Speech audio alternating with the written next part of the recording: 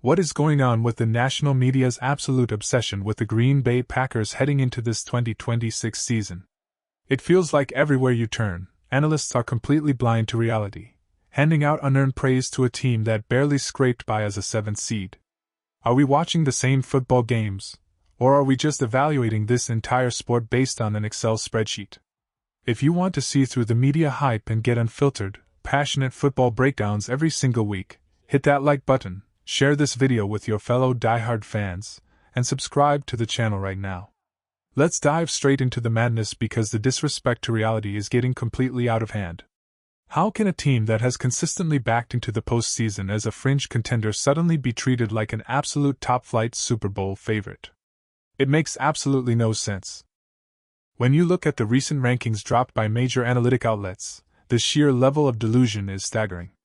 They are ranking this organization as if they are a premier Tier 1 juggernaut, but when you look at the actual film and the real-world results, they look like a Tier 2 or even Tier 3 squad at best.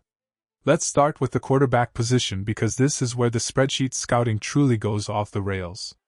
They have Jordan Love ranked as the 6th best quarterback in the entire National Football League. Just let that sink in for a moment. He is sitting right behind guys like Patrick Mahomes, Lamar Jackson, Joe Burrow, Josh Allen, and Matthew Stafford. That means elite analysts are putting him ahead of a proven, high-level veteran like Dak Prescott, who has been delivering top-tier performance for a decade. They are putting him ahead of Justin Herbert, a guy with an absolute golden arm.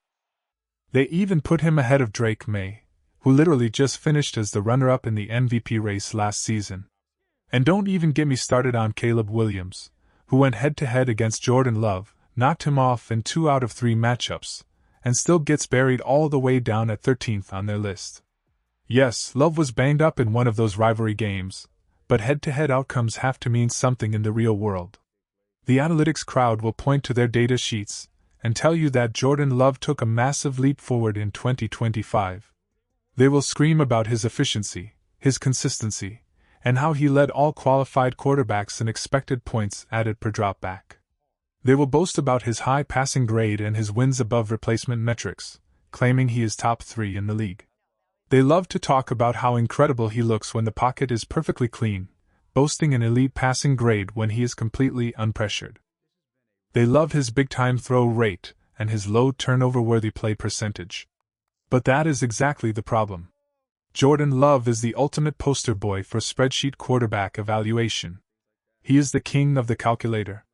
But what happens when you actually open your eyes and watch the tape? When you watch a full game of his, it is a total roller coaster. In the exact same game, within the span of just 2 quarters, he can look like the most talented passer on the planet and then immediately pivot to making a decision that leaves you screaming at your television screen.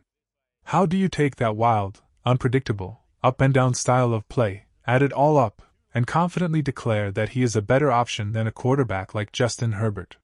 When you close your eyes and picture a game on the line, down after down, there is no universe where a rational fan takes Love over a pure talent like Herbert. If you look at his 3-year track record, he is a good starter. He belongs in the top 10 conversation, or maybe hovering right outside of it. He is a guy you feel totally comfortable with leading your franchise, but calling him the 6th best signal caller in the world is pure fantasy. If he is truly that elite, why is this team constantly fighting for their lives just to secure the lowest possible seed in the playoffs every January? But the overhyped praise does not stop at the quarterback position. It gets even wilder when you look at how they are ranking the coaching staff. They have Matt LaFleur listed as the 6th best head coach in the NFL. He is sitting right behind legends and proven winners like Andy Reid, Kyle Shanahan, Sean McVay, Dan Campbell, and Mike McDonald. Putting him at number 6 feels incredibly inflated, especially when you see who he is ranked ahead of. He is ranked ahead of DeMeco Ryans. He is ranked ahead of Sean Payton, a man who has won a Super Bowl and literally just coached his team to a conference championship appearance last season. He is ranked ahead of Mike Vrabel, who took his team to a Super Bowl and earned a number 1 seed in the past. He is even ranked ahead of Jim Harbaugh. And what about Ben Johnson? Sure, he has only been a head coach for a single season, but he completely outcoached Matt LaFleur twice last year, including a massive playoff showdown where his team roared back from a 21-3 deficit to secure the victory. Yet, Johnson is completely unranked on this list while LaFleur gets a top 6 crown. People seem to have incredibly short memories. Just a few months ago, after a brutal playoff collapse against their biggest rival, fans were practically storming the building demanding job security answers. People were furious, and firing him was actively being discussed as a legitimate option. Getting rid of him might have been an overreaction back then, but how do we go from a coach on the hot seat to the 6th best coach in the league in a matter of weeks? Are we just going to completely ignore his resume compared to a guy like Sean Payton? This brings us to our controversial question of the day, and I want everyone to sound off in the comments below. Is the media completely blinding itself to reality because of the historic weight of this specific franchise's brand? Or has this team genuinely done enough on the field recently to warrant all this elite praise? Drop your thoughts below because the debate is heating up. The media loves to point out that over his 7 seasons, LaFleur has accumulated a tremendous winning record and reached the postseason 6 times. They love to praise his offensive mind, noting that his team ranks 3rd in touchdown drive rate and overall offensive efficiency during his tenure. But look at the fine print. They openly admit he has struggled mightily in the postseason lately, dropping his last 3 playoff games. His last taste of playoff success came all the way back in the 2023 season. That horrific blown lead in the wildcard round last year should be a massive warning sign. To be considered an elite, top 6 coach, you have to prove you can win the biggest games when the training wheels come off, specifically after losing a legendary quarterback like Aaron Rodgers. Let's look at the post-Rodgers reality. After an underwhelming 8-9 campaign, they had a surprising wildcard victory against Dallas, only for Jordan Love to throw a horrific, heartbreaking interception late in the game to lose to San Francisco. Then we see an 11-6 season in 2024, followed by last year where they limped into the postseason after dropping their final 3 games of the regular season. LaFleur is currently 3-6 in the postseason. He has won exactly 1 playoff game since 2021. If the 7th seed had not been invented back in 2022, this franchise would currently be suffering through a 4-year playoff drought. Do you honestly believe an organization with that much history would keep a head coach employed if they missed the postseason 4 straight times? They have been the definition of a mediocre, borderline playoff team for years, yet the media treats them like royalty. Even their roster rankings are getting a ridiculous pass. They are locked in as a top 10 roster according to major sports outlets. While their safety tandem of Xavier McKinney and Evan Williams is genuinely fantastic, the rest of this roster is riddled with massive red flags. Look at the offensive line. Jordan Morgan at left tackle is an absolute unknown who has looked completely underwhelming when given opportunities. Aaron Banks is arguably the most overpaid guard in the entire league. Sean Ryan was a backup who only got paid because he filled in serviceably due to injuries, making him a league-average starter at the absolute best. Anthony Belton was drafted to play tackle and is now being forced inside to guard. Zach Tom is the only offensive lineman on that entire front that you can actually trust. Switch over to the weapons. Josh Jacobs is coming off a major down year and is dealing with massive off-the-field distractions.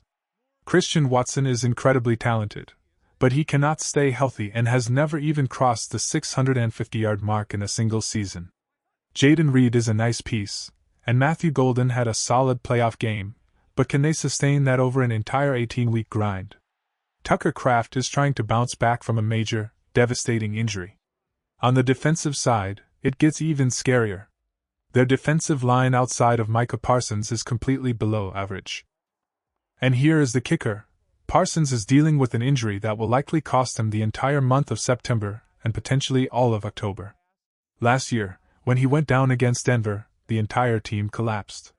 They did not win a single game without him, giving up 41 points to a backup quarterback in Baltimore and blowing that massive 21-3 lead in the playoffs.